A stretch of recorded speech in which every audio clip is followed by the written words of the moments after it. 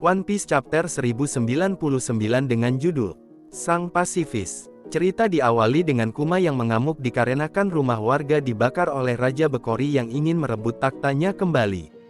Warga pun protes kepada Raja Bekori tetapi mereka ditembaki satu persatu oleh Angkatan Laut. Berpindah ke gereja Kuma, banyak warga yang terluka dan dirawat di sana. Kuma pun akhirnya berhasil mengusir Raja Bekori dan Angkatan Laut dan peristiwa itu pun dikenal dengan Revolusi Satu Orang di Kerajaan Sorbet.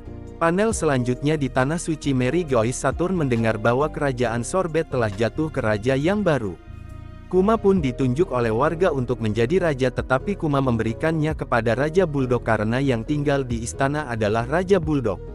Panel selanjutnya tiba-tiba ada sosok wanita yang mirip dengan Gini sedang berlari, para warga pun kaget termasuk Kuma.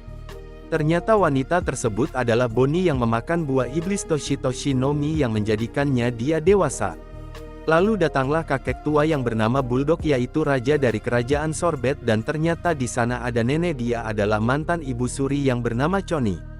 Panel selanjutnya ada kabar bahwa Raja Bekori ingin kembali untuk merebut kerajaannya lagi dengan cara membuat berita palsu yaitu Kuma dituduh membakar desa untuk merebut tahta kerajaan raja. Raja Bekori yang dibantu pemerintah dunia menyiapkan kapal perang untuk menyerang kerajaan Sorbet dan Kuma pun pergi untuk menghalangi Raja Bekori yang menuju ke sini. Kuma pun menitipkan Bonnie pada Raja Bulldog supaya Bonnie aman.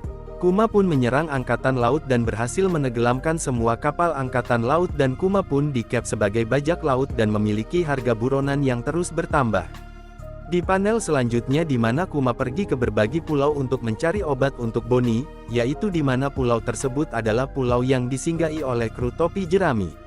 Lalu Kuma pun bertemu dengan pasukan revolusi dan mereka berbicara tentang Iva yang dipenjara, Kuma yang menjadi bajak laut, Betty yang ingin menjadi komandan pasukan timur dan diizinkan oleh Kuma dan membicarakan tentang Vegapunk yang bisa menyembuhkan penyakit Bonnie.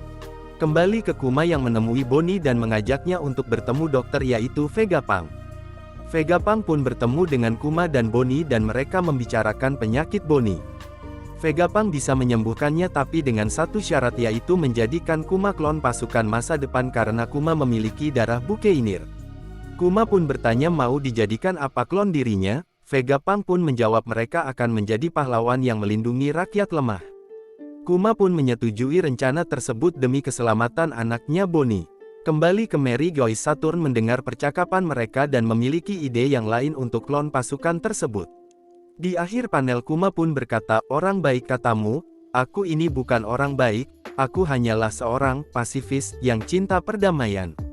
Itulah ide yang membuat nama pasifista hingga sekarang.